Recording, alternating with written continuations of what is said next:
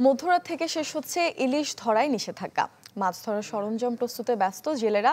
এ বিষয়ে আরো বিস্তারিত জানাতে বরগুনা থেকে আমাদের সাথে সরাসরি যোগ দিচ্ছেন আবুল জাফর সালে।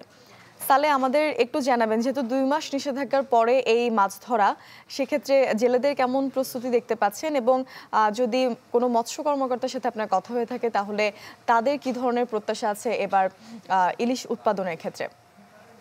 সালে, মুর্ছানা, আপনি যেমনটি বলছিলেন যে দেশের 5টি অভয়ারণ্যে যে 2 মাসের যে নিষেধাজ্ঞা ছিল, যে জাটকা সংরক্ষণ এবং ইলিশের উৎপাদন বাড়ানো, তার যে এই লক্ষ্যে যে নিষেধাজ্ঞা ছিল সেটি কিন্তু আজ রাত 12টায় কিন্তু শেষ হয়ে যাচ্ছে, এবং 12টা পরে কিন্তু জেলেরা আবার নতুন করে কিন্তু তারা সাগরে নামবে, এবং সেই সাগরে নামতে তাদের যে জাল, ট্রলার এবং তাদের যে সরঞ্জাম, সেগুলো কিন্তু তারা অলরেডি প্রস্তুত, এবং তারা বাকি কাজগুলো তারা সেরে নিচ্ছেন।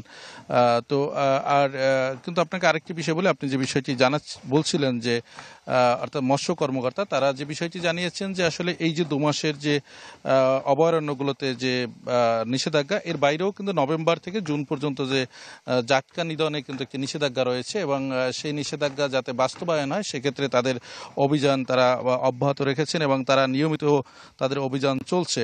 এবং সেই অভিযানের কিন্তু তারা যে জাল এবং মাছ, এবং তারা যে অনেক জেলেদেরকে কিন্তু তারা মুসলেকা দিয়েও ছেড়ে দিচ্ছেন, আবার অনেককে কিন্তু সেই আইনের আওতায় আনছেন।